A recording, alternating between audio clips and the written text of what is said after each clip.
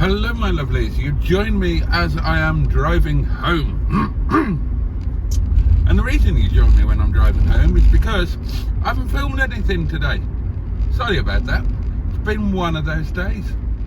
Now I often wake up, go to the loo, wake up, doze off, wake up, look at the time and think, I don't want to get up just yet, it's a little bit too early.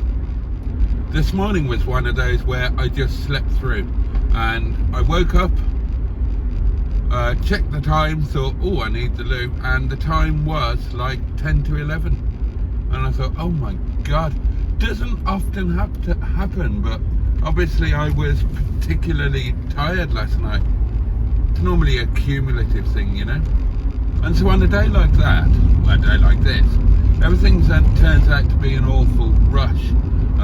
You're a bit woozy because you know when you sleep in, properly sleep in, and you get up much later than normal, and you're kind of surprised by it all, and you're just woozy, you're not your normal self. And I managed to completely forget that I'd booked the gas man to come round and do the annual service on my boiler for, well, just after 11 o'clock. So I was still basically asleep and downstairs in my pants trying to inhale the first coffee when he rocked up and pissed himself laughing. So then by the time I do the daily diary, get tonight's video uploaded, which I'm so glad to have uploaded. Literally, the last time I checked, only 10 people have watched tonight's video. I hope some more of you do. Simone watched it and commented on how much she enjoyed it and thanked me for uploading it. So I hope some more of you watch it and enjoy it. It's another Clive James, but he's kind of interviewing Damon Hill, except it's a lot more than an interview. He's tagging along with him at home, at races, all sorts, and this was recorded in Damon Hill's championship winning year, which, for those who don't know, he got shat on royally. He finally won his world championship after closely missing out a couple of times, and his team immediately sacked him, and he never drove a competitive car again. But it's a really, really good program, so I do hope some of you watch it.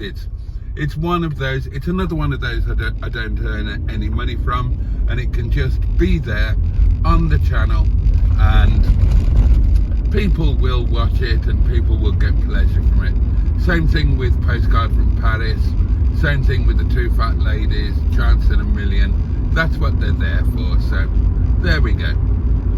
So doing the videos, doing lunch, the gas man coming round, and getting to work early because it's Friday, or earlier, leaving the cottage at sort of 4:15. That was it, that was my day. No time for filming or indeed doing anything else apart from a bit of laundry and some washing up.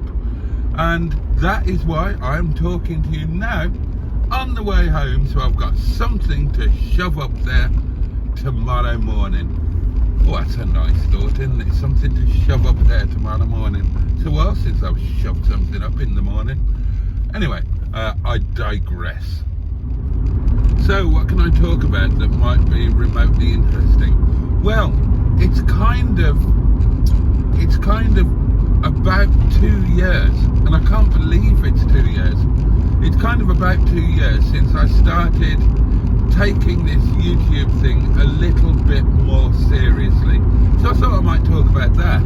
And I think taking it more seriously is an unfair and incorrect description, because it's not like I take it seriously. It's not like I go out of my way to make a professional channel that one day I could actually make my living from. I haven't done that at all. What really happened was, as happens, I became a little bit obsessed with YouTube and the idea of making videos and uploading them onto the internet.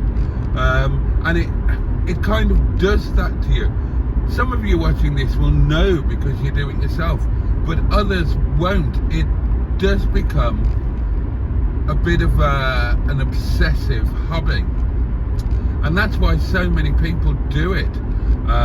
People who don't earn a living from it, who don't even get, well, a lot of people do it who don't get any monetary reward at all. And then you'll get people like me who have got a monetized channel but who realistically only earn a bit of pocket money from it per month, and again realistically you spend far more than that making the videos than any money that you make, you know, between, well, whatever you need to spend in order to make a video. If you're driving cars, you need to put petrol in them, or you need to have the car to drive, or you need to drive to somebody who's going to let you drive their car. You need something to film it with, you need something to edit it on, you know. So YouTube is an obsession rather than a money earner for a lot of people. But of course the other thing that I wanted to do, and again that's incorrect, I didn't want to do it, it's not something I set out to do. I automatically, once I started YouTube, I automatically began to think in terms of creating a community rather than creating a money-making channel, or even an indulgent channel when I indulge my interest, or an informative channel where I give you genuine insight into something. I didn't have any plans for the channel. I didn't intend to start a bloody channel. I had no idea what I was going to do or if I was going to do anything. The only thing that appealed to me was the idea of creating some community. And I thought I'd talk a little bit about community. Online virtual communities are weird things.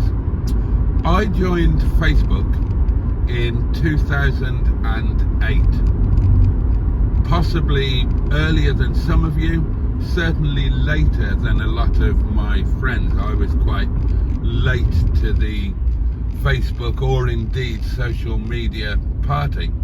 The first community thing I set up was in 2008, and that was Big Boaty Scrabble League, an international Scrabble league with members from around the world, based around a Facebook group platform. And BBSL was great fun. I absolutely loved it.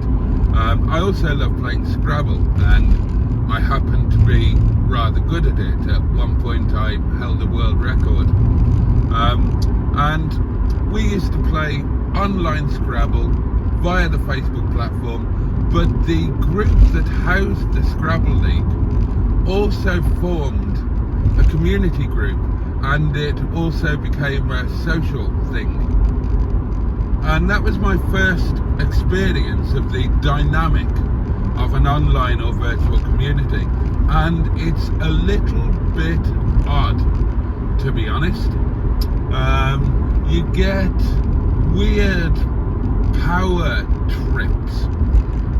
People get tremendously excited by becoming an admin or a moderator of some tiny little corner of the interweb, some tiny little Facebook group, and whoever starts the group gets incredibly invested in it, and they feel that they're in a position of power. And it certainly used to be a thing that there would be a group owner, which always struck me as bloody high and mighty piffle nonsense. You can't own a Facebook group. You can't. I mean, it's a virtual space. If anybody owns it, it's Facebook, because it's on their platform. But no, there would be a group owner, and then they would choose their moderators, and there would be cliques that developed, and certain patterns always followed. Somebody would get pissed off with your group, your community, and they would set up their own in competition, probably happened a hell of a lot with me, with the Scrabble group. And they would want to set up on their own so that they're the owner, they're the person with power. And there would be mad fallouts and people becoming offended at the most surreal things, because of course online is very different to face to face, and things can be more easily misinterpreted. And of course you get the keyboard warrior syndrome, where people are much braver or ruder or more offensive than they would ever dare to be in real life. My next experience with community was when I set up the UK singles community in 2016, and that was the big one. I wouldn't be surprised if I could measure it to find out that I've had in excess of 1 million people through that virtual door. So that multiplied all of the things that occur in an online environment. Oh, didn't it just? So I set it up in the quite early days.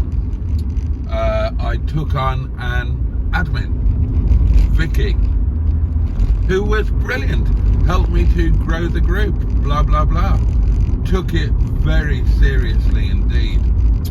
And then, gosh, I mean, the things that happened then, the jealousy, the infighting, oh my goodness gracious me. And the weird thing is that you become inured into it, you become part of it, and you lose the dispassionate, objective ability to look at it and think, this is just a virtual thing.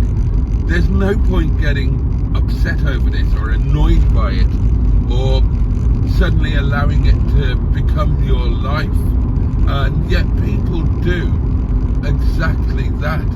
So my God, the things that happened with singles, all of the the power struggles, even that phrase power struggles, talking about a Facebook group, absolutely ridiculous. So Boo came along and joined singles, didn't she? And we started becoming interested in each other, and then we started dating, and then she started helping me run the group, and Vicky was very angry about that, and she left. And not only did she leave, but she took all of the moderators with her. Oh, ping. And oh God, oh, that's mustard, I think. I can't see because it came up sideways. And they set up in competition, and oh God, it got ridiculous. And they had spies in my group, and oh God, and the things that they were saying about me, absolute craziness and bloody madness. People taking it so seriously. I mean, in a way it was kind of a big thing, because I'd built the biggest community of its type in the UK. So scroll forward a few years, and Boo and I split up. I left her, and what happened? She hacked me and took over everything, the social media community, the website, completely locked me out of it. Oh my God, hell hath no fury like a woman scorned. And that became a legal thing, believe it or not. And I eventually regained control of it, and so then what happened? You guessed it. She set up in competition, again nicking half of my people, and everybody who set up in competition, they copied me. Happened with the Scrabble League as well. I have good ideas. I have good original ideas. Not many people do. Not many people are capable of genuinely original thought. And so everybody else who tried to set up in competition, they didn't have an original bone in their body. They just absolutely copied me and copied what I did. And that's just kind of the staff. That's without mentioning the staff in inverted commas. Nobody got paid for doing this. It's some of the wank terms that, you know, get bandied about. It's this whole idea of, and that's what I'm getting at, things getting out of hand, things being given an importance that they're really not due. The members, you know, look at the members. There were people who would jump in head over feet. The group would, the community would become their life. And that would happen, and then suddenly, for seemingly daft reasons, they would turn on you and they'd hate you, and it would all be rubbish, and they'd leave and they'd report you, try and get the whole thing closed down. Craziness. Or, oh God, I've had death threats, I've had people, honestly, you wouldn't believe what goes on. Police involvement. I had stalkers. I had about 8 months of harassment of one guy. He was a nightmare because he was clever. He was very clever. He was clever at hiding his tracks. I couldn't find him. That was always my nuclear option when somebody was giving me online grief or trolling me, or however you want to term it. I would just find out where they lived or worked, and I would turn up and give them the chance to do what they said they were going to do, or try and persuade them in real life that maybe they're not actually as big and brave as they might have thought they were when they were sitting in their mother's cellar typing into a bloody laptop. And that did happen more than once. But this guy, he was really good, and I couldn't find him. I couldn't track him down.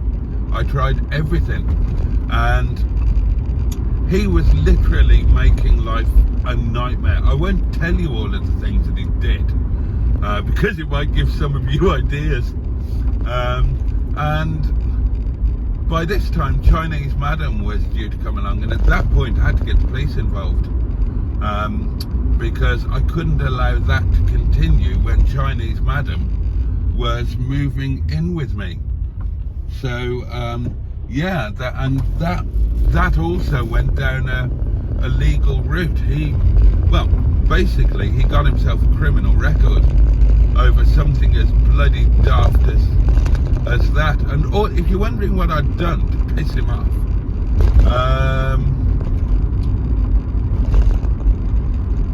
I'm trying to remember exactly what it was. I think he had a fake profile in the community that he was using for something or other, and I pulled him on it, and that was enough. He then became obsessed with me for 9 months, built websites and all sorts, spreading really ridiculous bloody lies about me. But no, serious stuff. He went to the media, and you can't believe the kind of great oaks that can grow out of ridiculous little acorns. And now, of course, I have YouTube, which I adore. It's been an incredibly positive experience for me, and one which I expect to continue until I'm no longer capable of doing it. I can't see any reason why I would stop.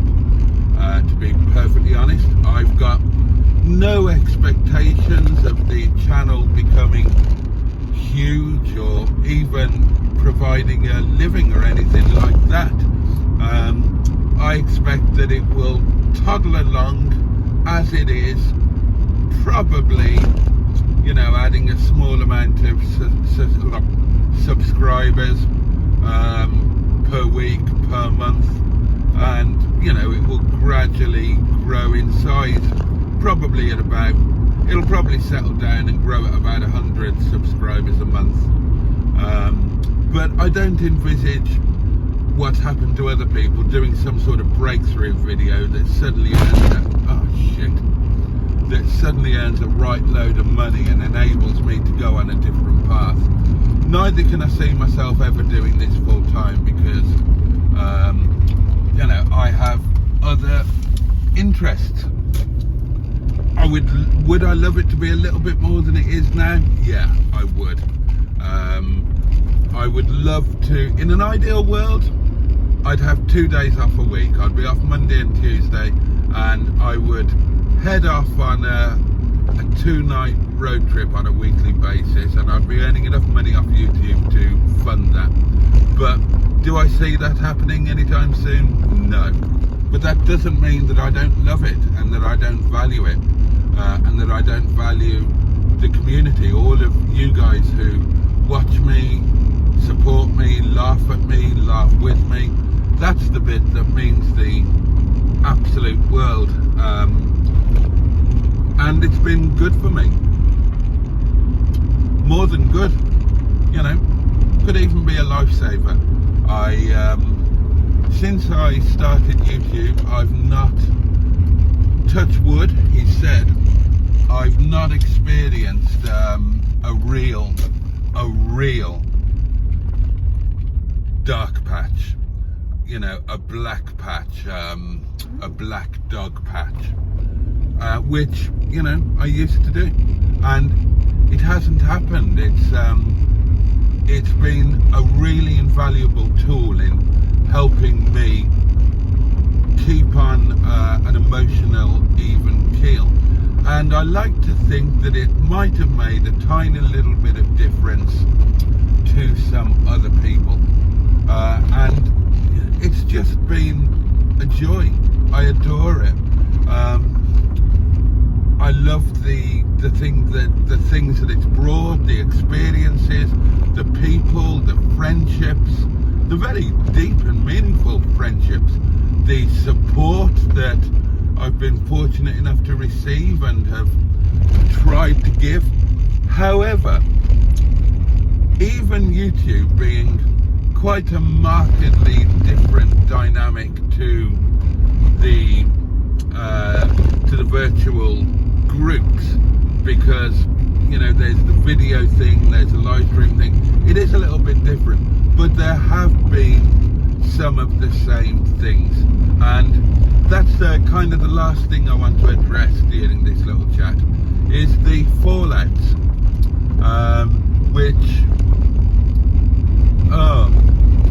which seem weird and unnecessary, but given the nature of the beast and the nature of some of the people that are likely to be attracted to a virtual community or an online thing, or then it's probably inevitable. And what do I think about that? How do I feel about that? I don't take it remotely personally if somebody stops watching a video, or stops watching a live stream, or unsubscribes, or leaves the Facebook group, or anything of that nature. I know that's how it works. I know that these things are cyclical. People come, but also people go. Their tastes might change, your content might change, their reaction to you might change. I've done it myself. There are people that I used to watch religiously that now I don't. Hubnut being a perfect example of that. And when you push the community as much as I have, and the community interaction as much as I have, then there are going to be personal fallouts as well. And they have happened. We've had a couple. You guys know that. And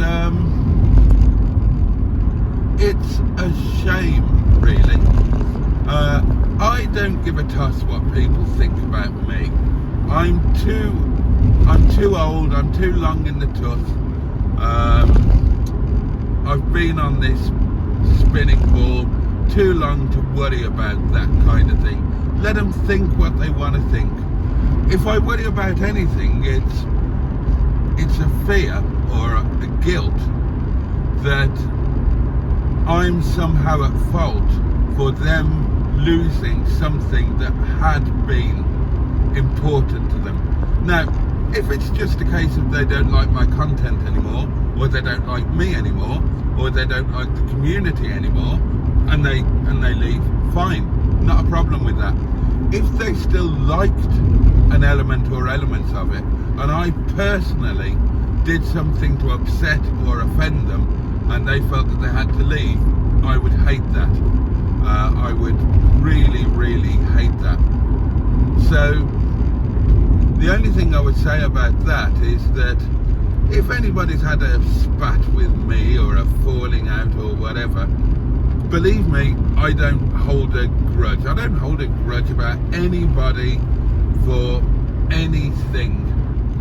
But equally, be aware that any member of the community who was a relatively large part of it who leaves, I'm going to miss them. Of course I am. Of course I'm going to miss them. And, you know, to some degree I will regret that they're no longer part of the community. But I'm always aware that it's a continually evolving thing, because I've been through it before so many times. People come, people go, the dynamic of the community will change. I just hope that I've never personally fallen out with somebody or personally been the cause of them choosing not to be involved anymore, or anything of that nature really, or that they felt unable to return for a reason connected with me. So there you go. Obviously we're home now, so that's just some very vague ramblings that I may actually delete, because listening to myself, it didn't sound all that interesting. But I didn't want to film something when I got in because I'm tired. I'm still feeling woozy from this morning. I just wanted to get in, chill out, relax with some wine and some supper. So this might have to do for this daily diary. So if it's bored you, I apologise. Feel free to unsubscribe. All right, darlings. Take great care of yourself. Much love from me. I'll see you next time. Pachu, and indeed, bosh.